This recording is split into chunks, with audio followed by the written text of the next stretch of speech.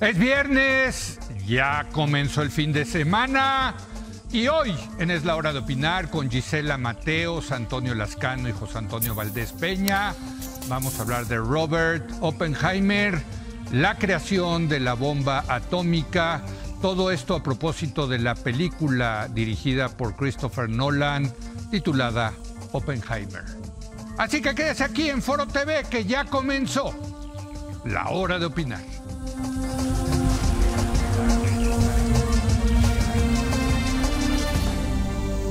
Muy buenas noches. La película Oppenheimer trata sobre la historia de uno de los creadores de la bomba nuclear que cayó sobre Hiroshima y luego en Nagasaki.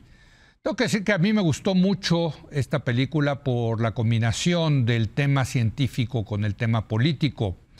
Vemos como en 1942 el general Leslie Groves, interpretado por Matt Damon, le ofrece al físico J. Robert Oppenheimer, que protagoniza Cillian Murphy, dirigir el famoso proyecto Manhattan con el fin de desarrollar una bomba nuclear que se sospecha ya estaban construyendo los nazis en Alemania. Además de hablar de esta cinta que se ha convertido en una de las más taquilleras, examinaremos desde el punto de vista científico este invento que mató a cientos de miles de personas en esas dos ciudades de Hiroshima y Nagasaki y que desde luego fue el hijito de las armas que hoy pueden destruir a toda la humanidad. En primer lugar, saludo aquí en el estudio a José Antonio Valdés Peña, crítico de cine. ¿Cómo estás, José Antonio? Muy bien, querido Leo, pues aquí estamos nuevamente. ¿Te gustó? Me encantó, me fascinó, me pareció una película apasionante, apasionada también. Sí. Y que, pues como tú bien dices, maneja de manera muy inteligente estos dos temas. Yo siento que desde que se anunció la película había la idea de que la gente se quedó con la idea de que era una película de acción, casi de superhéroes, así era como la vendía el tráiler. Y no, es una película de debate, es una película de encontronazos entre la política, la ciencia y la historia de la humanidad en jaque en medio de una guerra mundial. Y creo que la manera como lo hace Nolan es impresionante. Digo, porque es la versión hollywoodense de algo que ha de haber sido pues bastante aburrido, porque no. Totalmente. O sea, digo, porque los científicos no es que vamos a ponerles una cámara para ver qué está haciendo el científico, ¿no? Sí, no. Están haciendo sus fórmulas, etcétera. Están haciendo cálculos, están. En ese sentido, he escuchado críticas de que pues se basó mucho en la otra parte, en la parte de si Oppenheimer era simpatizante del comunismo. Cómo después de la guerra lo investigan, lo persiguen, en fin, ¿no? Lo acosan, Pero pues yo creo que era la manera de contar una buena historia, ¿no? Sí, además, bueno, Christopher Nolan ya nos ha acostumbrado a estos tiempos compartidos donde el presente y el pasado se pueden mezclar.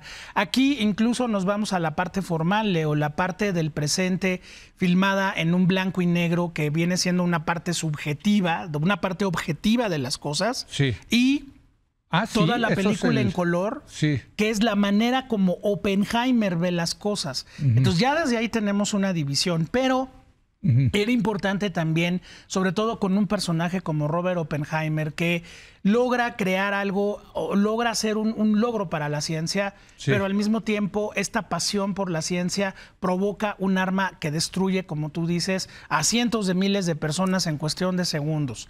Eso lo lleva también, como nuestros amigos seguramente ya lo vieron, pues a toda una culpa, a toda una expiación. ¿Te parece? Fíjate que yo escribía sobre eso ayer. A ver, ¿tú qué dices, Leo? Yo creo que esa parte del arrepentimiento, de la expiación, de lo que significó, lo tocan más bien tangencialmente, ¿no te parece? Tangencialmente no es la base de la película. No es. La base es la creación, la base es todo lo que él pone en juego para poder crear esto que él le están pidiendo que invente, ¿no? Pero también hay algo, me gusta mucho una escena donde tú recuerdas, ya pasó el lanzamiento de las bombas Él llega en un tono muy triunfalista, llega borracho de éxito a hablar ante un auditorio, y hay una joven enfrente de Oppenheimer, no importa que contamos la escena, tendrían que ver todo, pero esta joven se le empieza a derretir el rostro, que por cierto es la hija de Christopher Nolan. Ah, mira. Entonces, obviamente el director ahí está haciendo una empatía muy importante con un personaje que, pues bueno, le pasa una tragedia terrible. Tu pasión termina destruyendo la vida de cientos de miles de personas en cuestión de un chasquido. Entonces, ese es el verdadero tema, eso es lo que le interesa mucho a Nolan. Y todo lo demás, pues sí es una parte entre los vuelcos de la historia, la manera en que Oppenheimer queda atrapado en ella, y bueno, también una muy, muy marcada culpa del personaje. ¿Cómo viste la actuación de Cillian Murphy? Extraordinario. Yo siento que es un tipo al que le tiene porque no es un actor así de triple A, de estos tipo Brad Pitt, ¿no? Para nada. En realidad lo sacan pues más bien del cine independiente, de las películas de Nolan, ¿no? Pues mira, lo descubrió Danny Boyle a principios del milenio con la película Exterminio. Luego lo hemos visto en Peaky Blinders, lo hemos visto muy en el cine de Nolan. Tiene otra película estupenda sobre un personaje de la comunidad LGBT allá en Irlanda, que se llama Desayuno en Plutón, dirigida por Neil Jordan. Entonces, bueno, ha ido creando toda una carrera muy sólida como un buen actor de reparto y también como un buen estelar. Y creo que ahora, pues lo que logra Nolan con él es increíble, porque no solamente físicamente es muy parecido a Robert Oppenheimer, sino que en los ojos, en esa mirada tan clara, le notas estas emociones de asombro, de pena, de duelo, de culpabilidad, de inclusive un sufrimiento muy marcado. Y es un gran actor, es un actor de primerísimo nivel. Bueno, y también están aquí en esta mesa de los viernes, nos acompaña Gisela Mateos, ella es directora en Historia de la Ciencia de la UNAM. Gisela, ¿cómo estás? Hola. Gracias por venir. Y nuestro querido Antonio Lascano, investigador de la Facultad de Ciencias de la UNAM. ¿Cómo estás, querido Toño? Bien, Leo, muchas gracias. Buenas noches. Hola, buenas ¿qué tal? noches, Encantado. buenas noches. Bueno, ya decíamos, José Antonio y yo, que a ambos nos gustó la película. Ahora le pasamos la bola a los científicos para ver si les gustó esta versión hollywoodense, porque decíamos, al final es una versión hollywoodense de un científico, de un proyecto científico. ¿Te gustó, Gisela? Sí, en general me gustó muchísimo. Además, históricamente realmente está muy cuidada, lo cual me parece que es importante, sobre todo siendo Hollywood. Sí. Y la dramatización me parece extraordinaria porque en realidad la historia de Oppenheimer es muy dramática. Sí. Y eso lo deja sentir la película y a uno lo va arrastrando en lo que significó esta tremenda persecución del macartismo hacia los científicos. Sí, porque lo que decíamos es, desde luego hay una parte de la ciencia y de cómo inventaron la bomba y etcétera, pero está esta otra parte política donde se sospecha que es comunista y el mismo gobierno de Estados Unidos lo empieza a perseguir, ¿no? En una cosa espantosa que fue el macartismo, ¿no? Sí, sí, así es. Y también cómo transformó en qué se convirtieron los científicos después del proceso de Oppenheimer. Que también va a ser una cuestión esencial, que de alguna manera se deja sentir en la película, porque el sospechosismo literal hacia los científicos, en cierto sentido, les quitó poder y los volvió sujetos de muchas dudas, inclusive ante la opinión pública. Y me parece que eso también va a ser importante en lo que se va a convertir después todo el papel de los científicos en los años 60 y 70 y su relación con el Estado. Sí, porque fueron muy importantes en la Guerra Fría, ¿no? O sea, finalmente la ciencia estuvo dentro de esta llamada Guerra Fría. ¿Te gustó, Toño? A mí me encantó. Sí. Me encantó y me conmovió, porque además muchos de los personajes que salen ahí son personajes o míticos en la ciencia, o son personajes que fueron amigos o maestros de amigos y maestros míos. Ah, mira. Por ejemplo, le contaba yo a Gisela que Edward Teller, que es este personaje tan complicado, fue el director de tesis de doctorado al principio de Stanley Miller, el químico muy famoso que trabajó en Origen de la Vida, con quien yo trabajé muchísimo. Estaban haciendo el trabajo de Stanley Miller, era de cómo se forman los elementos en las estrellas, y al cabo de unos meses a Teller, que estaba en la Universidad de Chicago, lo mandan llamar para ir a Los Álamos, y entonces Stanley se va a trabajar con Harold Urey, que también estuvo en el proyecto Manhattan. En el desarrollo de la bomba atómica. Con Urey yo platiqué, y la que probablemente fue mi mejor amiga, mi maestra más influyente, fue Lynn Margulis, que cuando tenía 16 años termina la carrera de biología en la Universidad de Chicago y dice: yo quiero ir a conocer a Oppenheimer. A los 16 años, o sea, es una genio. Era una genio, sí, no, ella desarrolla una teoría. 16 años. Sí, desarrolla una teoría que completa las ideas de Darwin de una forma. Es un personaje mítico en la ciencia. Y ella se fue con el novio, que era Carl Sagan. Mira, nada más. Nada menos.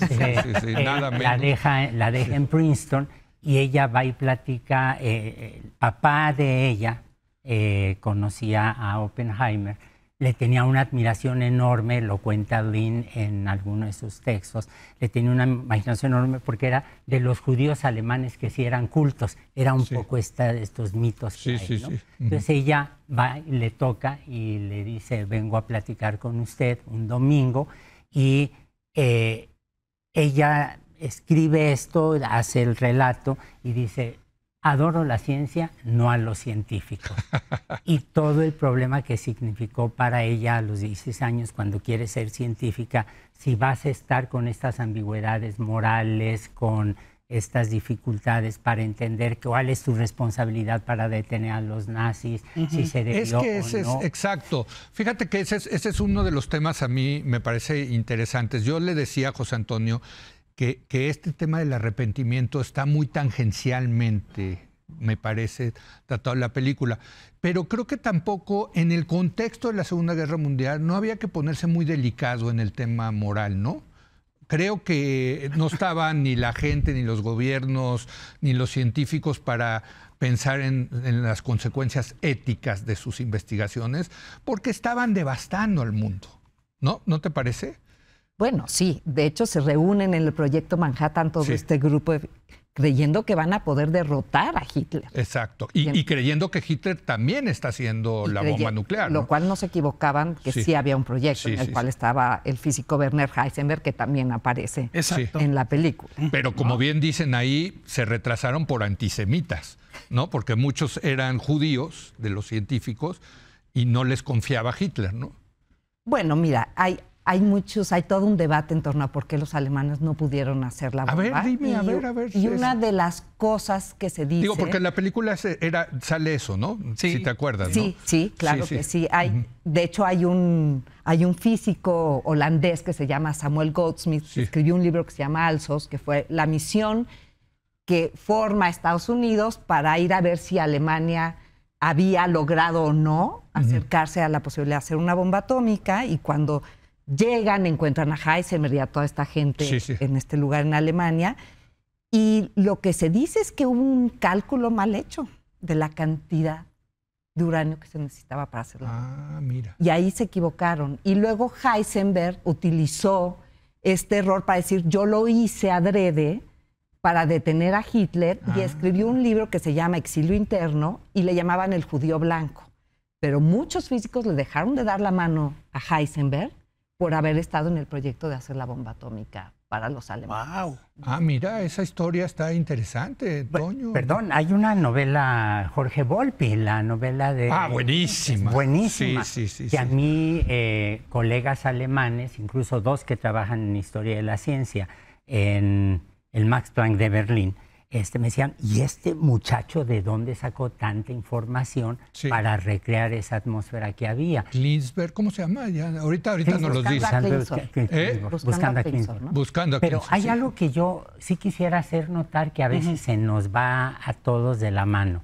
A ver, todos usamos las plumas estas que en España se llaman bolígrafos. Sí. Aquí les llamamos una pluma atómica. Atómica, claro, claro. Viene de allí. Sí. Y el bikini era porque los franceses hacen los ensayos para sus armas, sus bombas atómicas en el atolón de Bikini. Sí. Eran explosivos y el bikini era explosivo. Sí, sí, sí. Pero hay otra herencia que nos dejaron, ¿eh? Sí. Todos los que nacimos después de 1945, llevamos en nuestros huesos más estroncio que la gente que nació antes por las explosiones nucleares y por los ensayos que hubo. Claro. Entonces, las huellas están allí en todo, ¿no? Sí, sí, sí. Ay, es que a mí me parece, yo he leído mucho, a mí me encanta esto de cómo se hizo.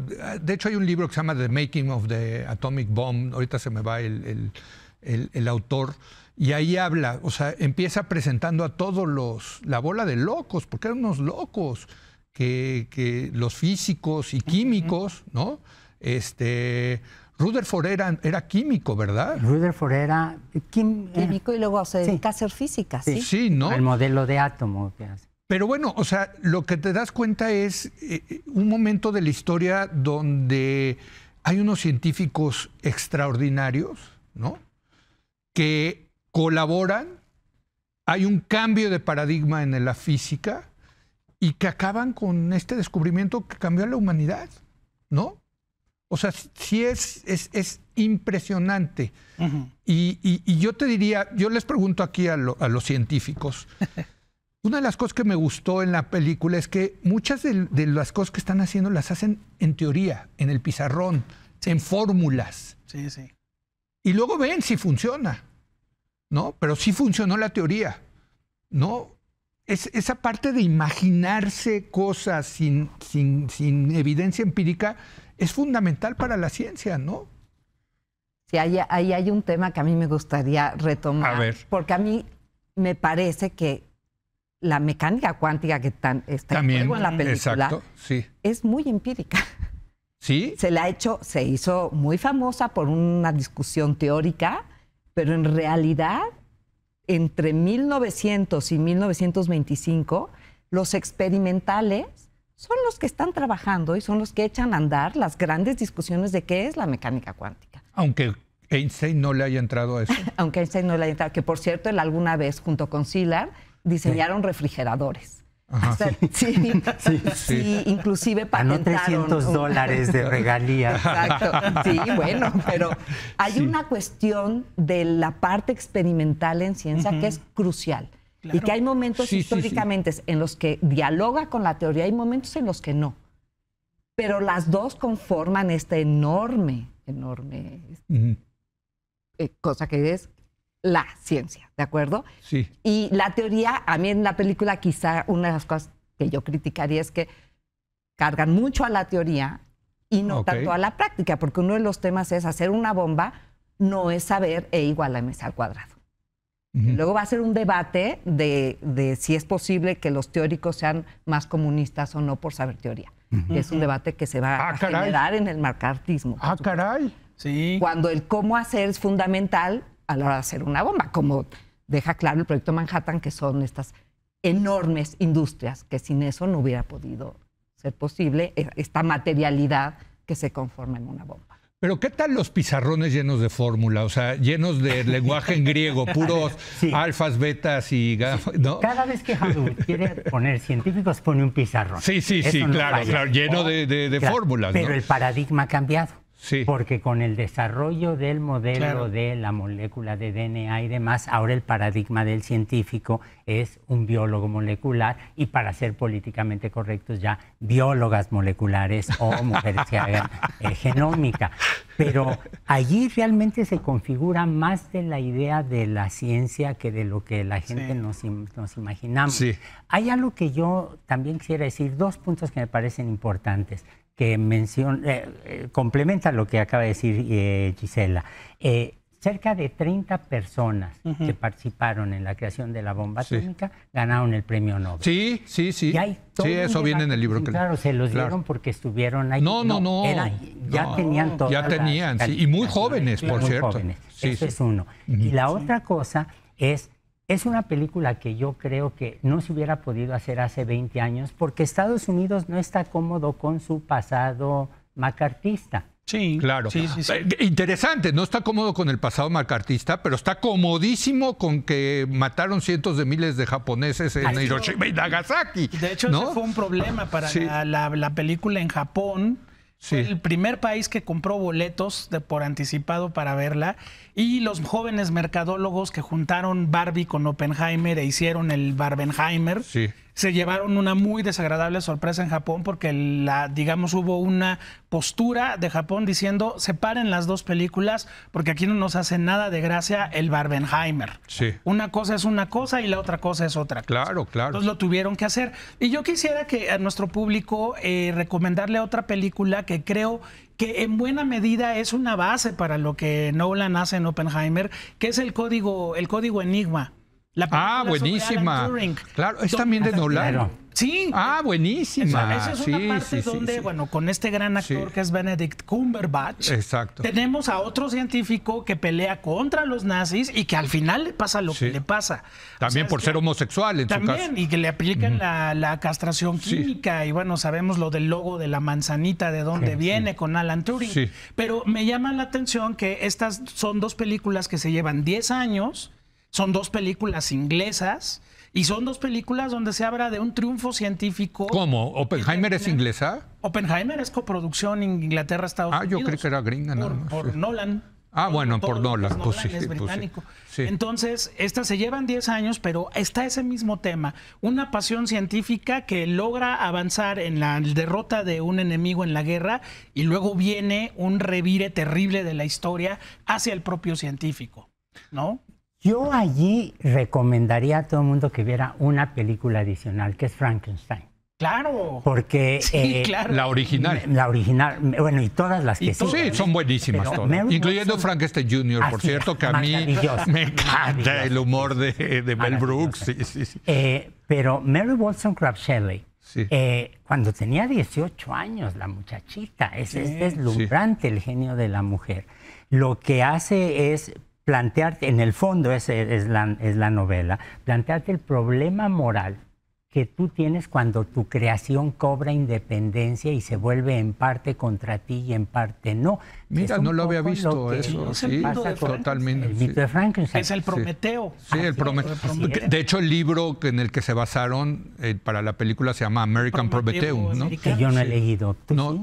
Está muy bien, ¿eh? No he leído, yo he leído otra. Muy bien. Sí. Hay otra cosa que yo le platicaba un poco a un amigo de este programa, se lo platicaba a Gisela. Yo viví en los Estados Unidos hasta que tenía 14 años. Hice mi primaria en Estados Unidos. Y a mí me enseñaron una canción, la veníamos oyendo porque me la pasaron, una canción de una tortuga, Bert the Turtle, que es un video pequeñito en donde Bert es una tortuga que cuando ve un peligro, inmediatamente you duck and cover. Que era lo que a nosotros nos enseñábamos, teníamos ensayos de qué hacer en caso de un ataque nuclear. Te tenías que hacer bolita y meterte abajo del pupitre para defenderte de la radiación y el ataque nuclear. Claro. Y le contaba yo a Gisela que una vez estaba con mi abuelita, mi abuela materna, que nos había ido a visitar, estábamos en una tienda de departamentos, sonó la alarma de ataque atómico, porque eran simulacros, todo mundo muy ordenados, caminamos al Fallout Shelter, que los ves todavía en Estados Unidos, de negro con 3 triángulos amarillos hacia abajo, y llegamos, nos sentamos durante 1 hora en un sótano que no tenía... No, sí, había miedo. Había mucho miedo. Oye, y ahora ya nos causa absoluta, ignorancia, no sé cómo llamarlo, ¿no? El tema nuclear, ¿no? Como que no es un tema... Fíjate. ¿Sí? No. En el tema de las centrales eléctricas, y por cierto podremos hacer un gran programa sobre eso, de Chernobyl y de Fukushima. Fukushima. No, pero no de las bombas, no, como que las bombas ya no son... O me equivoco, a ver, porque veo que... A ver... Mira, cinematográficamente el último gran auge del terror a la bomba atómica fue en los años 80. Esta famosa película... Un día después. Un día después, que aquí en México fue un durísima. Donde se planteaba qué podía ocurrir después de un ataque nuclear. Y la del otro, la del chavito también que... Juegos de guerra. Juegos de guerra, sí. Un chavito hacker. Es Matthew Broderick. No se hablaba de los hackers que se mete al sistema de defensa y Pentágono. Está a punto de causar eso. Y no podemos dejar pasar al maestro Stanley Kubrick con El Doctor Insólito. Claro. Bueno, esa es buenísima. Pero finalmente el último gran momento fue en los 80. Yo recuerdo, yo era niño y cuando vino un día después, la gente decía, es que Rusia y Estados Unidos se van a matar y nos van a matar a todos. Entonces, bueno, después en los 90, la era Bush, la era Clinton, sí el tema de las armas nucleares... Yo me fui a estudiar a finales de los 80s a Inglaterra y el tema político más importante eran las bombas nucleares. Era si se tenía que, o sea, de la izquierda que decían tenemos que quitarnos las bombas nucleares, tenemos que desarmarnos, y la derecha que decía frente a la Unión Soviética, no, aunque ya había caído la Unión Soviética, decían que no. O sea, todavía, ¿no? Acaban de publicar hace un par de meses una reseña buenísima en el Times Literary Supplement de los instructivos que se daban en Inglaterra para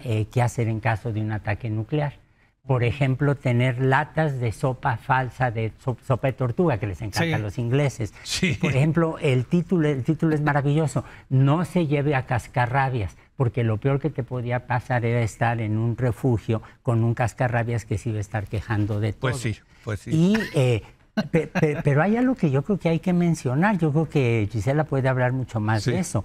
El impacto que causó en la conciencia del riesgo de los ataques nucleares entre los científicos, sobre todo entre los físicos, que crearon uniones como The Union of Concerned Scientists y cosas así. Sí. Los institutos que se hicieron en Suecia, el Instituto de Investigación por la Paz, para decir, oigan, estamos arriesgando demasiado. Esta teoría de que si yo tengo... Pero ya es a posteriori, querido Toño, ya está hecha. Es más...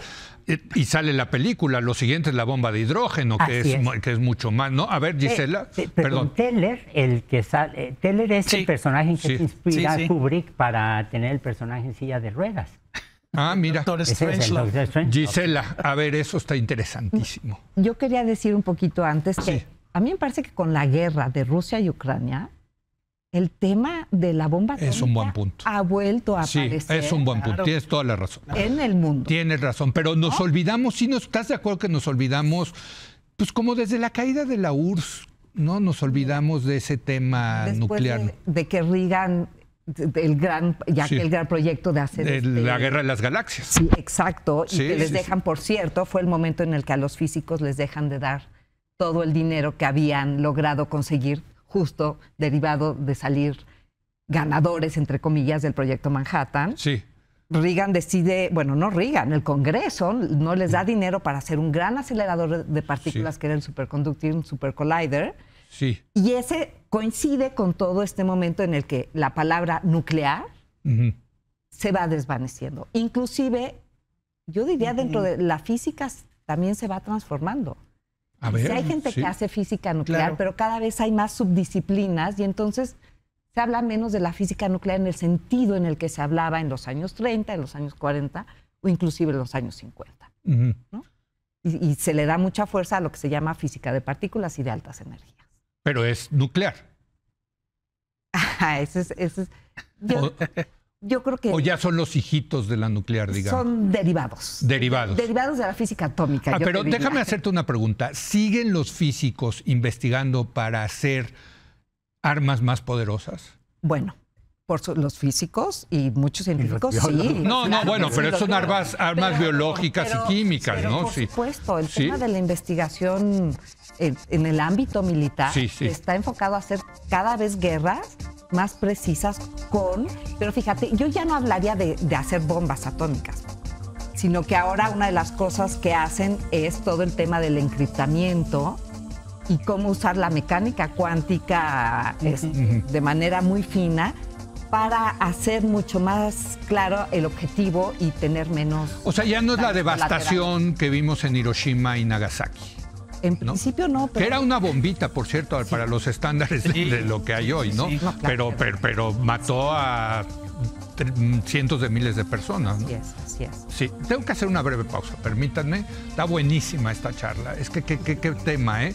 Regresamos, estamos platicando de la película Oppenheimer y de la bomba atómica y de lo, en fin, de todo lo que está alrededor de estos temas. Regresamos.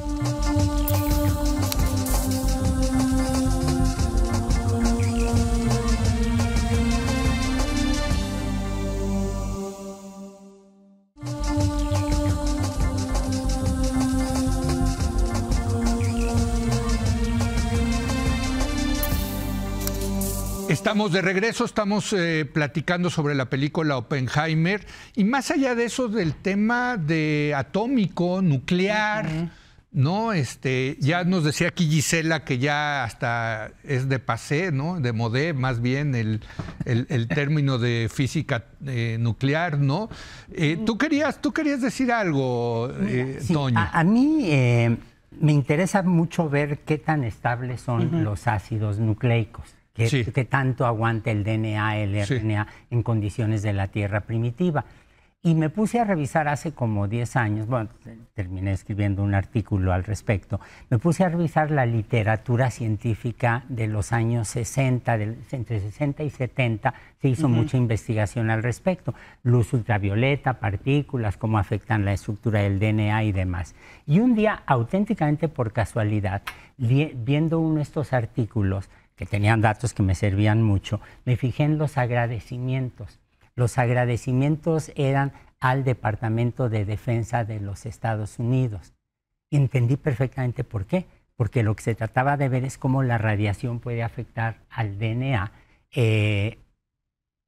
como parte del conocimiento que tú necesitas si quieres diseñar armas, si quieres proteger a civiles, qué sé yo. Y fue auténticamente como un bofetón. Me acuerdo que estaba yo en la Biblioteca de Investigaciones Biomédicas de la UNAM cuando vi eso, porque tú no puedes trazar una línea que te separe la investigación que tú estás haciendo, que puede ser totalmente teórica o completamente altruista, de datos que pueden ser utilizados para investigación bélica o para cosas que no te imagines. Esa es una realidad. ¿Cuál es la solución? Enseñarle a nuestros alumnos, tener muy presentes la responsabilidad que tenemos los científicos de tener claro que no estamos trabajando en mundos aislados. Claro. Que lo que hacemos en el laboratorio, en la computadora o en el pizarrón, tiene que ver en un momento dado con problemas prácticos que implican una responsabilidad moral, ética muy fuerte ante, por ejemplo, los riesgos militares. Hay una escena en Oppenheimer donde Oppenheimer va a ver al presidente Truman y le dice que se siente incómodo, que se siente culpable, ¿no? Y Truman se enoja muchísimo, prácticamente lo corre, ¿no? No me vuelvan a traer este llorón. A este bebé llorón, ¿no? Wimpy baby. Sí, bueno, durísimo de un político que fue el que dio la orden, ¿eh? Claro. Porque ahí la gran pregunta es, ¿por qué Estados Unidos lanzó la bomba en Hiroshima y no la lanzó en el mar para amenazar a los japoneses? La respuesta la da Blankett en la revista, el físico inglés, del que yo no sabía, conocía la frase, te la había oído a ti, de hecho, aquí en el programa, que la bomba atómica se hace explotar no para acabar la Segunda Guerra Mundial, sino para empezar la Guerra Fría. Sí, es que fue un mensaje a los soviéticos, pero además de lo que yo he leído, los estadounidenses querían medir el impacto. Qué tan devastador era la bomba en un centro urbano. Si lo hubieran lanzado en el mar, ya la habían lanzado en Los Álamos, ¿no? O sea, bueno, en las afueras de Nuevo México, ¿no? Entonces esto se vuelve muy político, ¿no? O sea, qué horror. A ver, ¿cómo ves tú, Gisela? A ver, no, bueno, lo que pasa es que la ciencia es política. Eso me parece que es muy claro. Dice Toño que no lo ha notado este sexenio. Y por supuesto, hace un rato mencionabas que están haciendo ciencia y ellos no son los que toman la decisión de tirar la bomba, pero saben que están haciendo una bomba y saben que la bomba se va a usar. y pues las bombas se usan para matar gente. Sí. ¿No? O sea, en el fondo no es que no son... Yo no, ni siquiera les quiero llamar inocentes, porque no me parecen inocentes. Ellos están tomando una postura, creen que van a acabar con Hitler, y al final... Pero Hitler ya está derrotado. Bueno, pero ellos... No, pero ya cuando la tiran, cuando viene todo este remordimiento de una parte, que por cierto, muchos de estos físicos se van hacia la biología huyendo de su culpa de haber hecho la bomba que mata gente en Hiroshima y Nagasaki. Y hay otro grupo que sigue a Teller que dicen, bueno, vamos por la de hidrógeno. Vamos por la de hidrógeno, porque lo que tenemos que demostrarle al mundo es el enorme poder que tenemos. Sí. Entonces, yo no creo que sean víctimas políticas. Realmente yo creo que ahí es donde se dan cuenta lo político que es hacer ciencia. Y esto va a tener consecuencias después en toda esta discusión que va a tener origen en un informe que escribe Vannevar Bush, que aparece también en la película, es de los pocos que va y defiende a Oppenheimer. Truman le manda a hacer un estado de la ciencia en la nación y escribe este informe donde él va a abogar por una ciencia ciudadana, una ciencia civil, donde el Estado sea quien financie a los científicos y los dejen hacer su trabajo, en este clamor de decir, ya no vamos a trabajar de la misma manera con el sistema militar norteamericano. Qué interesante, fíjate, porque también una de las cosas que hay en la película, que es central, es que tanto están espiando los soviéticos, ¿no? Y hoy sabemos... pues que se robaron todo, ¿no? Y lo hicieron a partir de estas redes de científicos que tenían una afinidad con la izquierda, ¿no? Yo escuchaba una entrevista con el autor de Prometheus, ¿no? En la radio pública de Estados Unidos, y decía, es que a lo mejor Oppenheimer no era rojo, pero era rosa. Ah, claro, Pinko. Sí, ¿no? O sea, no era rojo del Partido Comunista, pero el tipo sí tenía afinidad con la izquierda. Aparte, en un momento de la izquierda es pues enfrentarse al fascismo en Europa, ¿no? Así es. Pero los soviéticos se llevaron todo, o sea, también hay que decirlo, ¿no? A ver, Toño. Se llevaron todo, pero también la física soviética era de un poder, sí, ¿verdad? De una capacidad extraordinaria. La película lo que te retrata es un momento en que efectivamente tú tienes el macartismo en Estados Unidos, pero en la Unión Soviética seguían las purgas. Y en China se estaba cocinando la revolución cultural. Entonces, sí había esto. Pero mira, cuando yo una sola vez platiqué, fue una conversación que duró a las 11 de la mañana y terminó a las 2 de la mañana, el día siguiente, con Harold Urey, que fue finalmente el director de doctorado de Stanley Miller. Tenía muchos deseos de conocerlo, muy ingenuamente fui, le toqué a su oficina a regalarle una copia de mi libro. Él se conmovió, empezamos a platicar y él había recibido el premio Nobel por el descubrimiento del agua pesada con deuterio, que es esencial para la purificación del uranio. Y la conversación se fue, tenía una curiosidad científica enorme sobre México, platicamos de muchas ¡Qué maravillas! Cosas. No, excepcional. Él no aparece en la película como tal, pero estuvo allí. Él fue parte del proyecto Manhattan. Y en un momento dado, él es el que consideramos fundador de lo que llamamos cosmoquímica, que es la aplicación del estudio de los principios químicos a estudiar meteoritos, cometas, asteroides, la química del espacio. Y en un momento dado él espontáneamente me dijo, me quedé tan horrorizado de lo que habíamos hecho, que la forma para alejarme de todo eso era dedicarme a ver la química del espacio. Entonces te das cuenta los conflictos morales. No, es que lo de Hiroshima y Nagasaki, las crónicas de lo que pasó en Hiroshima y Nagasaki son espeluznantes. También hay buenas películas. A ver, los más suertudos fueron los que se pulverizaron. Sí, claro. Esos son los que se pulverizaron. O sea, pero en fin, a ver, dinos, apelo a tu disco duro, dinos de la bomba de Hiroshima y Nagasaki. Y dinos cómo ha tratado eso el cine soviético, o el cine soviético en su época, cómo lo trató. Lo han tratado de alguna forma. Me estaba acordando ahorita con lo que decía Toño, por ejemplo, de Stalker, de Andrei Tarkovsky, donde los personajes andan por un lugar que se llama la zona, entre comillas, que es una zona radioactiva.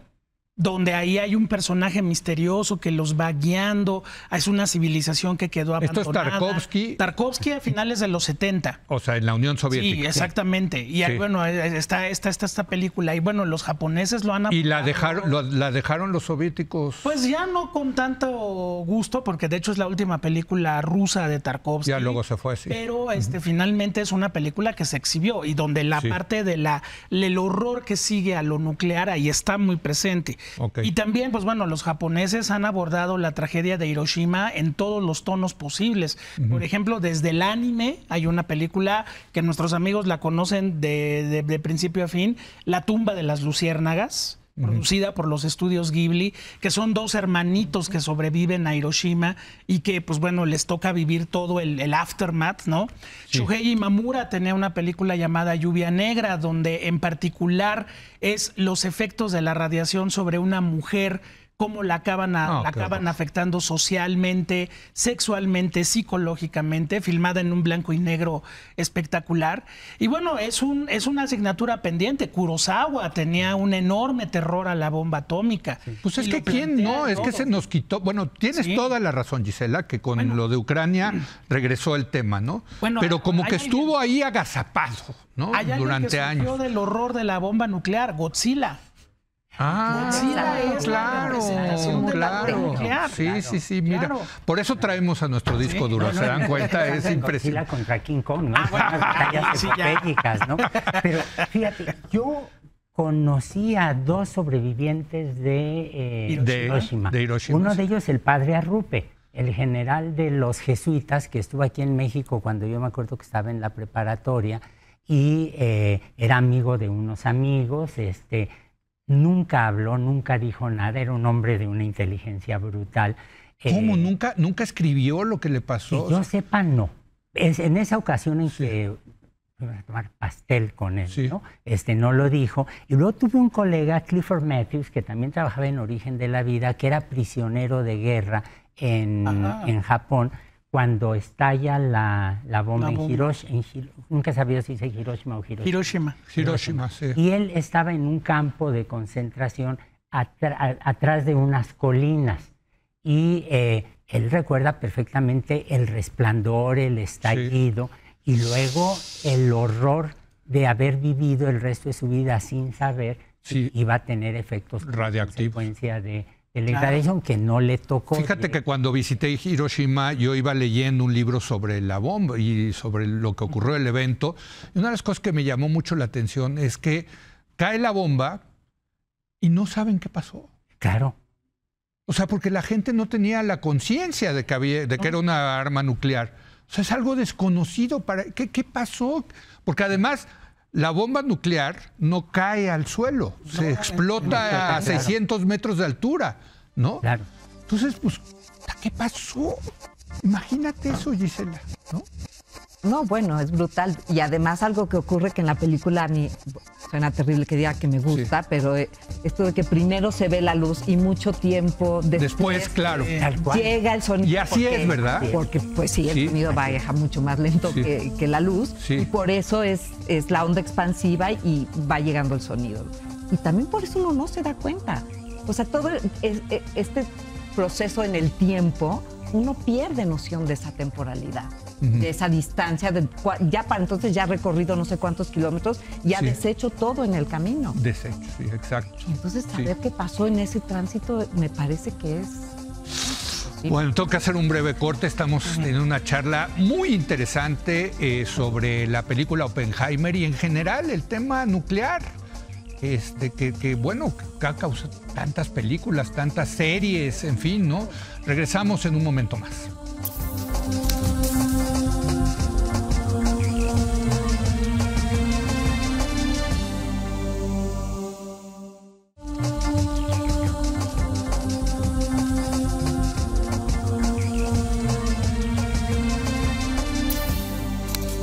Regresamos, estamos hablando sobre la película Oppenheimer y aquí durante la pausa decía Toño que hemos tenido la fortuna tú y yo de visitar Hiroshima y sí es un lugar Por cierto, no cayó la película. Yo creo que la película luego iba a pasar escenas de Hiroshima y no se fueron por esa, ¿no? Pero sí es un lugar dramático, ¿no? De los más impactantes sí. que uno... Hay un museo ahí de la paz. Sí, sí. Es impresionante, ¿no? Además, se levantaron los japoneses, como son, ¿eh? Sí. Vaya que sí. No. Otra de las historias que me impactó de ese libro que les cuento es que a los 4 días de Hiroshima, se sentó un cuate en un banquito, que era el representante del banco del banco local, y les dijo a la gente que viniera a ver cuántos tenía usted en el banco, para darle dinero para poder seguir operando. Imagínate. A mí la parte que me impresiona mucho es saber la cantidad de soldados japoneses que se suicidaron para evitarle la vergüenza al emperador de rendirse ante los estadounidenses. Sí. La concepción de la guerra era totalmente diferente. Diferente, claro. Completamente. Pero bueno, pues sí lo logran, la verdad. Bueno, todavía echaron la de Nagasaki, que ya era, ¿no? O sea, exacto, ¿no? Pero bueno, se nos acaba el tiempo. Sí, ¿cómo concluimos? ¿Cómo concluimos? Bueno, para quienes no han visto Oppenheimer, es una épica. Es un término contradictorio, pero es una épica intimista acerca de un soñador a quien su sueño se le convierte en una pesadilla al formar parte de la política, al formar parte de la historia y donde finalmente, como siempre, Christopher Nolan nos mueve al elemento humano. Esto no es una historia de números, de cifras, ni de acción. Es una historia de un hombre a quien su sueño se le tornó una pesadilla. También pensando en otro anime padrísimo de Hayao Miyazaki, Se levanta el viento, es la historia del señor que creó los aviones Mitsubishi, que van a ser con los cuales Japón pelea en la Segunda Guerra Mundial. O sea, esta historia del soñador que su sueño se vuelve pesadilla es un tema bien apasionante. Apasionante. Claro que sí. Para la comunidad científica, a ver, Gisela, esto, porque yo insisto, a mí me encantan las películas que tienen que ver con la ciencia, pero la ciencia, pues es aburrida, ¿no? Es estar ahí en el laboratorio y... ¿No? ¿No es aburrida? No, claro que no. ¿No viste las 2 o 3 bromas que cuelan en la película muy finamente? Cuando le dicen, están esperando la explosión y le dicen Taylor, que está sentado afuera, que se embarra de explosión contra... bloqueador, que tenía sentido. Sí. Dice, no te vas a poner gafas en la pantalla. Dice, no, me protege el parabrisas. Y él le dice, ¿y quién va a proteger al parabrisas? Es la típica broma de científico. Es la típica broma.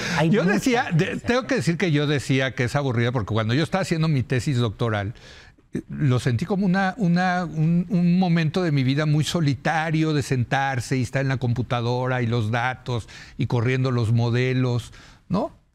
Sí también hay eso, ¿no? Ay, mira, yo rescataría que la ciencia es una actividad colectiva. Sí. Eso sí. Y se construye en grupo. Y eso en la película de Oppenheimer es algo que es muy lindo porque todos trabajan juntos. Y cómo los van reclutando es muy padre, eso también. Sí. ¿No? Como los 7 samuráis. Ándale. Ándale, muy bien. Sí, exacto. Sí. No había pensado, es muy bonito pensarlo así. Sí. Sí, es una labor de equipo, ¿no? Y cada vez más global, por cierto, ¿no? Sí, sobre todo ahora, pero... Si yo tuviera que referirme a la película y a lo que significa, yo creo que es donde perdimos la inocencia, ¿no? Sí, perdimos la inocencia. Tienes toda la razón, porque, bueno, pues lo que se inventó fue un arma para destruir a la humanidad. Así es. Claro. Que, por cierto, y hagamos una mesa sobre eso, eso se está diciendo ahora de la inteligencia artificial. Oh, sí. Ese es un gran tema. Y tenemos una huelga que no se resuelve y tenemos muchas cosas que van a venir. Pues sí. Y también las bombas y la inteligencia artificial se cruzan en quién va a tomar decisiones en un momento. Pues hagámoslo, ¿no? Porque si esto de... Ya tuvimos un programa de inteligencia artificial, ¿no? Sí, no recuerdo. No me acuerdo, ya no me acuerdo, hemos tenido tantos, pero esta cosa de si efectivamente... Lo que dice Yuval Harari... O sea, esto va a destruir a la humanidad. Las máquinas van a destruir a la humanidad. ¿Están de acuerdo o no? Lo dejamos. No. Dice Toño, yo ya perdí la inocencia, no la vuelvo a perder una vez más. Ya cuidamos a Scarlett. Gracias, Gisela, por haber venido. Gracias, Toño. Gracias. Y gracias, muchas gracias, maestro José Antonio Valdés. Gracias a usted por habernos acompañado. Yo lo espero el lunes, cuando otra vez sea la hora de opinar. Aquí nos vemos.